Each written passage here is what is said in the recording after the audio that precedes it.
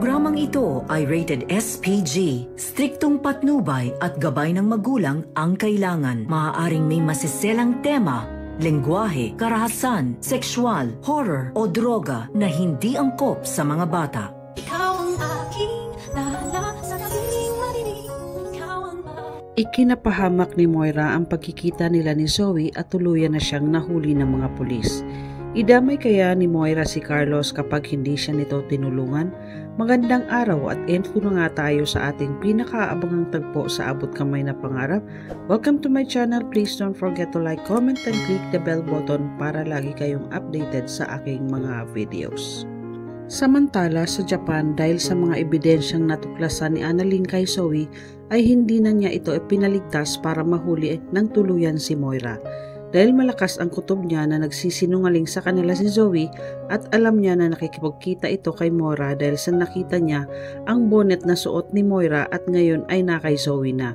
At ang taong tumawag sa hotel na nagpa-return call at nang tawagan niya ito ay si Moira ang sumagot. Hindi naman makapaniwala si Lynette at Robert sa sinabi ni Annalyn, kaya gumawa sila ng paraan para mahuli nila si Zoe at Moira. Kinabukasan, nagpaalam si Zoe sa Daddy Robert niya na may kikitain siyang kaibigan. Nag-alok naman si Robert kay Zoe na sasamahan niya ito pero tumanggi si Zoe dahil hindi naman daw siya makikipag-date. Maya-maya ay dumating naman si Annalyn at nakita niya ang tatay Robert niya at si Zoe at niyaya niya si Zoe na gumala. Pero tinanggihan din ito ni Zoe dahil nakakumit na siya sa friend niya na magkikita sila. Sabi ni Annalyn na okay lang yon at sabay yakap niya kay Zoe para mailagay niya sa bag ni Zoe ang tracking device. Ipinagtaka naman ito ni Zoe kung bakit may payakap-yakap pa si Annalyn. Sabi ni Annalyn na masaya lang siya dahil magkakasama sila sa Japan. Ang hindi alam ni Zoe na siya ang magiging dahilan para mahuli nila si Moira at nagpaalam na si Zoe. Pag-alis ni Zoe ay dumating naman si Lynette at Doc Lindon. Habang sinisimula na ni Annalyn na itrack si Zoe, naitanong ni Doc Lindon kung bakit nila nilagyan ng tracking device ang bag ni Zoe. Di ka ba naniniwala na kaya siya nandito ay para mahuli ang mami niya? Sabi ni Annalyn na nasabi niya na ito sa nanay at tatay niya at may mga ebidensya siya na magpapatunay na matagal nang nagkikita ang mag-inang Moira at Zoe. Maya-maya ay nagyaya na si Robert na sundan na nila si Zoe at baka makalayo pa ito. At nagsama na din sila ng mga pulis ng Japan para hindi na makatakas pa si Moira sa kanila. Samantala, hindi alam ni Zoe na ito na ang oras na mahuhuli na si Moira dahil sa kanya. Hindi niya alam na nasundan siya nila Annalyn, Robert, Lynette at Lindon dahil nilagyan siya ni Annalyn ng tracking device sa bag niya. Paalis na sana si Moira para tumakas pero hindi siya nakatiis na hindi sila magkita ni Zoe bago siya lumipad ng ibang bansa. Sa isang park nag-aantay si Moira kay Zoe para magkita. Maya-maya ay dumating na si Zoe at tinawag niya ang mami Moira niya. Umiiyak na napayakap ang mag-ina sa isa't isa. Humingi ng sorry si Moira kay Zoe dahil kailangan niyang umalis. Kaya ikinalungkot naman ito ni Zoe dahil matatargalan bago ulit na sila magkita ng mami Moira niya. Gustuin man ni Moira na isama si Zoe pero hindi niya maatim na masira ang buhay at karir nito nang dahil sa kanya. Pinayuhan niya si Zoe na huwag siya nitong kakalimutan at ipagpatuloy niya lang ang pagkukunwari sa paghahanap sa kanya dahil naniniwala naman sila at wala siyang pinagsisisihan sa ginawa niya dahil lahat yun ay para kay Zoe dahil mahal na mahal niya ito. Kaya niyakap niya muli si Zoe ng mahigpit habang umiiyak silang mag-ina. Habang magkayakap ang dalawa, ang hindi nila alam ay nakita na sila ni Robert, Annalyn, Lynette at Doc Lindon at may kasama silang pulis. Tinawag ni Robert si Moira na ikinagulat naman na mag-ina. Sabi ni Robert na Moira, eto na ang katapusan mo. Huwag mo na kaming pahirapan. May mga kasama kaming pulis, sumuko ka na. Gulat na gulat ang mag-ina kung bakit nalaman nila na magkikita silang dalawa. Tinanong ni Moira si Zoe kung kasama niya ang mga ito. Sabi ni Zoe na hindi ko alam mami kung bakit alam nila na magkikita tayo. Hindi kita ipapahamak sa kanila. Ang nagawa si Moira at tuluyan na siyang hinuli ng mga pulis at habang pinoposasan si Moira ay nagpupumiglas ito at sumisigaw ng tulong. Walang nagawa si Zoe kundi ang mapaiyak at nagmamakaawa na wag nilang hulihin ang mami Moira niya. Galit naman na nilapitan ni Robert si Zoe at sinabi na, napakasinungaling mo Zoe, hindi ka na dapat pinagkakatiwalaan pa. Akala ko tutulungan mo kami sa paghahanap kay Moira at kaya ka pala sumama sa akin ay para tulungan mo si Moira na makatakas. Hindi makaimik si Zoe at galit na tiningnan niya si Annalyn. Habang si Moira ay nagpupumigla sa mga pulis ay nilapitan naman siya ni Lynette. Sabi nito na hindi ka na makakatakas, Moira. Huli ka na. Patong-patong na kaso ang kakaharapin mo sa Pilipinas at alam ko na din na ikaw ang nag-utos sa tauhan mo na pasukin ang bahay namin ni Carlos at hindi ako papayag na hindi mo pagbayaran ang lahat ng atrasong ginawa mo sa akin at kay Sir Pepe.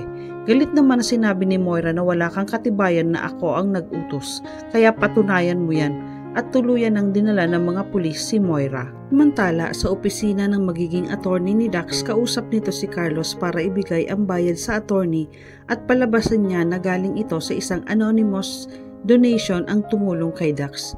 At pinakiusapan niya ang abogado na sana hindi sasabit ang pangalan niya sa kaso.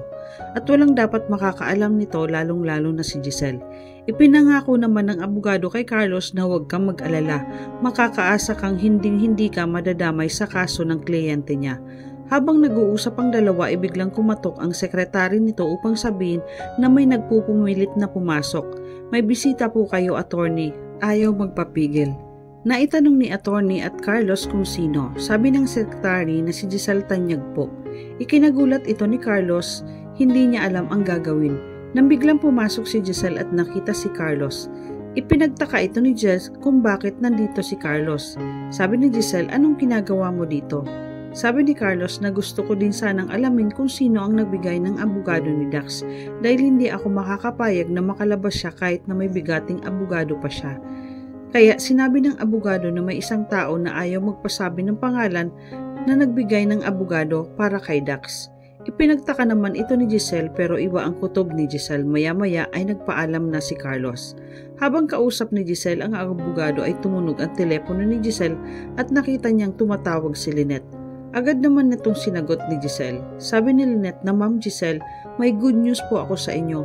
Hawak na po ng mga pulis si Moira. Nahuli na po namin siya. Ikinagulat ni Giselle ang ibinalita ni Lynette. Napaiyak at sa tuwa si Giselle at sinabi niya sa wakas na huli na din ang babaeng yan at mapagbabayaran niya na ang lahat ng kasamaan niya kay Papa. Nabanggit na din ni Lynette na bukas na sila babalik ng Pilipinas kasama nila si Moira. At nagpaalam na si Lynette dahil mag-aayos pa sila ng gamit. Nagpasalamat naman si Giselle kay Lynette at ibinaba na ang tawag. Agad sinabihan ni Giselle ang attorney na nahuli na si Moira at hindi mo na kailangan ipaglaban pa si Dax. At sa tingin ko ay maaabsuelto siya dahil nahuli na si Moira sa Japan, ang mastermind ng lahat. At nagpaalam na si Giselle sa abogado. Kinabukasan sa airport, maagang nagpunta si Giselle para sunduin si Robert at inaabagan niya ang pagdating ni Moira dahil hindi na papayag si Giselle na makatakas pa si Moira. Maya-maya ay dumating na silang lahat kasama na si Moira habang naglalakad na nakaposas ang mga kamay niya at hawak siya ng mga pulis. Agad naman sinalubong ni Giselle si Moira at nilapitan niya ito. Sa sobrang galit ni Giselle kay Moira ay bigla niya itong sinampal at sinabihan niya si Moira na sisiguraduhin ko na makukulong ka na. Pagbabayaran mo ang lahat ng ginawa mong kasamaan kay Papa. Hindi ako titigil na hindi ka mabulok sa kulungan dahil hindi na magtatagal maghihimas ka na ng malamig na rehas sa kulungan. Sumigaw naman si Moira at sinabihan din niya si Giselle na hindi ako nasisindak sa mga sampal mo at hindi ako sa'yo natatakot. Oras na makawala ang mga kamay ko sa mga poses na to, mas magbigat pang sampal ang ibibigay ko sa'yo. Malaman kaya nila Giselle na kasabwat ni Moira si Carlos? Tulungan kaya ni Carlos si Moira? Madamay kaya si Carlos ngayong nahuli na si Moira? Yan ang ating pakaabangan dito lang sa Abot Kamay na Pangarap. Huwag bibitiw at huwag kalimutan mag-subscribe. Maraming salamat po and God bless.